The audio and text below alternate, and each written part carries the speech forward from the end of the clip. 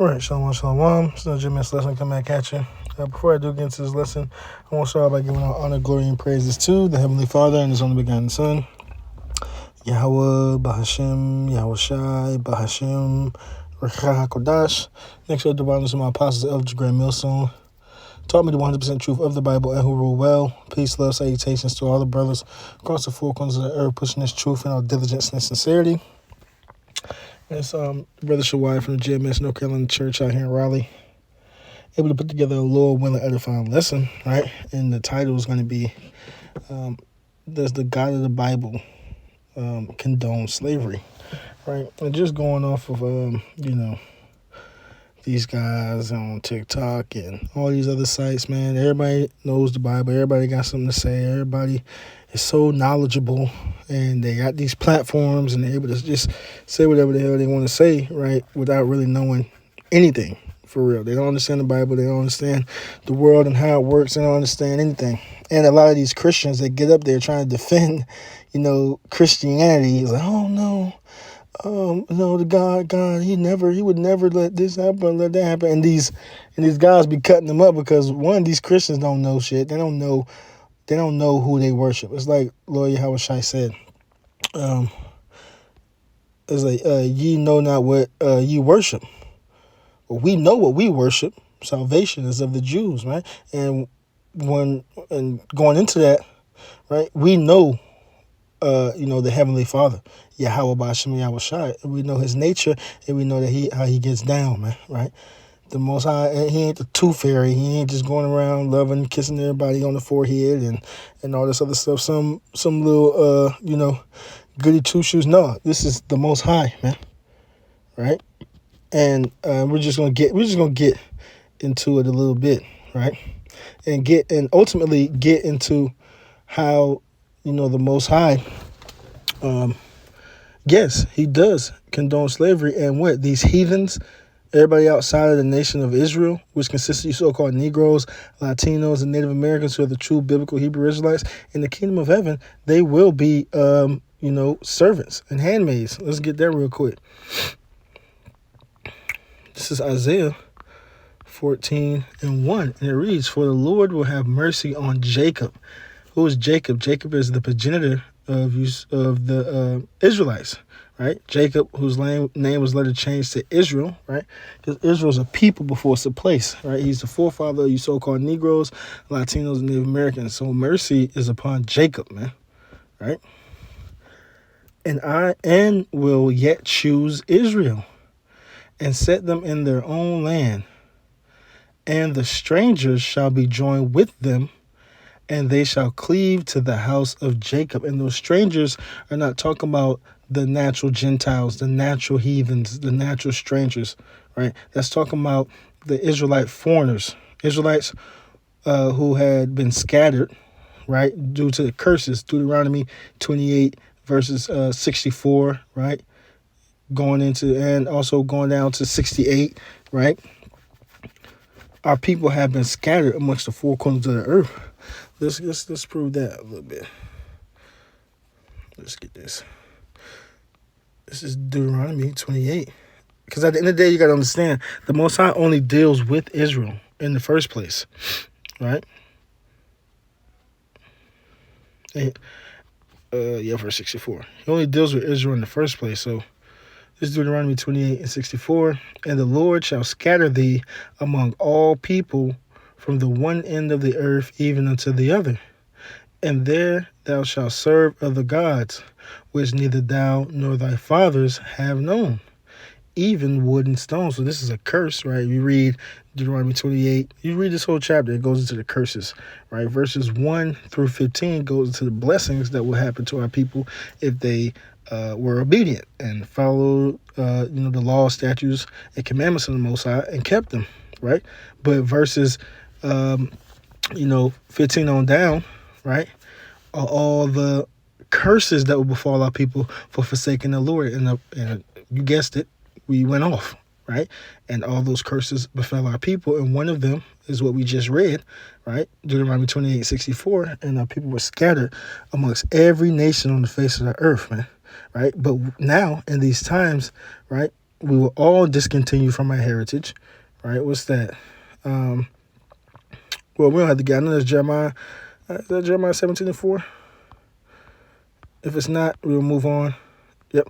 This is Jeremiah 17:4. And thou, even thyself, shall discontinue from thine heritage that I gave thee, and I will cause thee to serve thine enemies in the land which thou knowest not. For ye have kindled a fire in mine anger, which shall burn forever. And that forever is going to just a period of time, right? Because the scriptures also say that the Lord shall not keep his anger forever. So the Lord's not going to say one thing and then do another. But the point is that the Lord, in these times, right, when we came over here in cargo slave ships, right, our nationality, right, our heritage, right, and even other captivities and things like that, we were further scattered and taken away from the ways of our true power and our true nationality and our true heritage. So coming all the way fast forward into today, our people here in the lands of America's North and South, right, Central, right, but mainly here in North America, right, where the bulk of the Israelites are, we were discontinued from our heritage. We didn't know who we were. And through this word, right, we are being brung back into who we are, man. Right? The Lord is waking up the elect, and the elect is going to be scattered throughout the four corners of the earth, man. Right? So now let's go back. It's a lot to digest. It's a lot to understand, right? You wouldn't be able to get all the understanding and the ins and outs, the deep, dark sayings and mysteries, the parables, right, of the Bible in just one sit-down lesson. But it's the truth, though, So where were we? We were in Deuteronomy 28, but we were in Isaiah 14. So let's go back to Isaiah 14. All right. Isaiah 14:1, for the Lord will have mercy upon Jacob. Right, so this is where that mercy is coming in, because the curses befell us, right? We were scattered amongst our people. We went into Egypt on ships again, which Egypt is just bondage, right? We went back into captivity, right? We're the lowest of the lows, right? We're still this day yet found in the hands of our enemies, right? So all these things have happened against us, but what mercy will be found on Jacob through Yahweh B'Shem Yahushua, through the Heavenly Father sending his only begotten Son, right? Which gave us this time of grace, right, for us to get right, right? The Lord Yahweh Shai, his sacrifice was for us to, be able to get back in the good graces of the Heavenly Father, man, right? And the Lord willing to obtain this mercy, right, of salvation and deliverance, right? And it reads, and will yet choose Israel, right, and set them in their own land, right? And the stranger shall be joined with them, and they shall cleave to the house of Jacob. Verse 2, and the people shall take them and bring them to their place, and the house of Israel shall possess them in the land of the Lord for servants and handmaids. There you go. So the natural heathens, right? Israel is going to be back. Israel is going to be made whole, right, in the kingdom. And once we get our land back, that's what that represents, and that's what it's saying. In the kingdom of heaven, right, we're going to possess, right, these heathen, these other nations as servants and handmaids. That's servitude, that's slavery, right? And they shall take them captives, whose captives they were, and they shall rule over their oppressors. So what? All these nations have had a hand in our downfall. All these nations have had a hand, or sometime, shape, form, or fashion, have had the Israelites up under subjection up under them, right? Even to this day, but chiefly Esau, Edom, the so-called white man, right, still has us in the land of our captivity to this day, right? And he's going to get this recompense, the worst. He's going to get that payback, the worst. But what? These other heathens, right, they're going to be in the kingdom, right? They're going to be there, but they're not going to enjoy the kingdom as we do, right? But they're going to be up under subjection, up under the Israelites, man, right? They're going to be giving tribute unto the Israelites, right? So, yes, the Most High condones slavery, right? Just not when it comes to the apple of his eye, Israel. And what? And if you understand in the first place the Lord put us in slavery on the first place, man. Right? Let's get that real quick, because because I was on TikTok and this guy, his header was what God was doing during slavery, and there's a picture of some dude sleeping. So basically saying that what the Most High was sleeping on the job, or he didn't give a damn, or he was just oblivious to the fact that slavery was going on, right? But that's not true. Let's get Lamentations.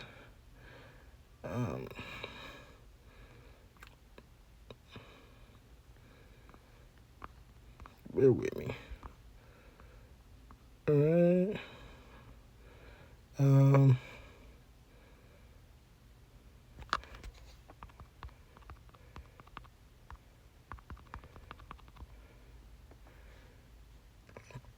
This is this is it, but I was looking for something in Lamentations as well, right?